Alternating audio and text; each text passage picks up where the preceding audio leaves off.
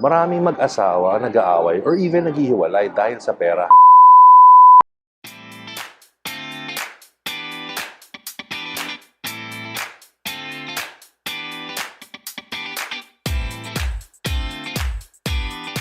Question: how do you handle your finances as a couple?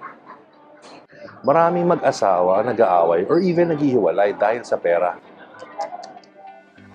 Here are 3 techniques of handling finances as a couple. Number 1, the percentage technique. Couples who use this technique combine their finances and contribute into the bills at a rate that is proportional to their income. For example, Conrad, the husband, ay kumikita ng 30,000 pesos a month, while the wife, si Karina, kumikita ng 50,000 pesos a month. So, ang combined household income nila ay nasa 80,000 pesos. Conrad contributes 37.5% to the household income, while Karina gives 62.5% ng household income. If the total household expenses is 20,000 pesos, 7,500 or 37.5% ay manggagaling kay Conrad, while the 12,500 pesos or 62.5% ay manggagaling kay Karina. What is the advantage and disadvantage of this? Since proportional ang kita versus gastusin, hindi pressured ang mag-asawa na makapagsabayan sa kinikita ng bawat isa. The partner who has the higher income could eventually feel resentful, or pwedeng maramdaman ng isa na nape-penalize siya kumo't mas malaki ang kinikita niya. Number 2, the 50-50 technique.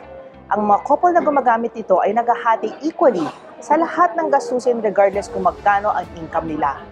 Using the same example, with their 20,000 pesos monthly expenses, Conrad and Karina both give 10,000 pesos each as contribution sa monthly expenses nila.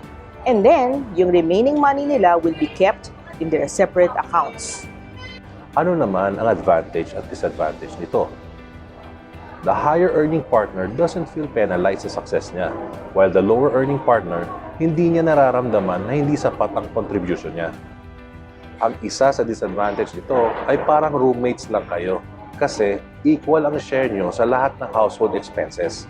Or, the relationship can be strained kung ang mas malaking kumita sa inyo ay maluhok. Ang third and last technique, which is yung ginagawa namin mag-asawa, is called the joint technique. Couples who use this technique combine all their funds. They have joint bank accounts, joint credit or debit cards, retirement, investments, and even insurance.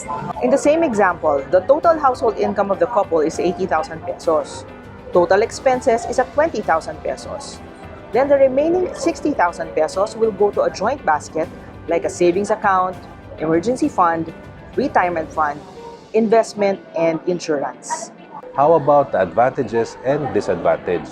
Number 1, ito yung tinatawag nating we instead of you and me. Another is, if one income rises or the other income falls, they'll balance each other out.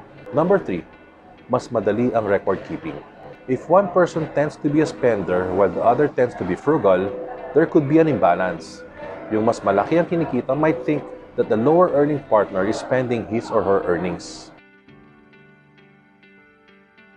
Actually, there's no single best practice. The most important thing is ma-realize natin na merong options. And you can customize the process to fulfill yung needs ninyong mag-asawa.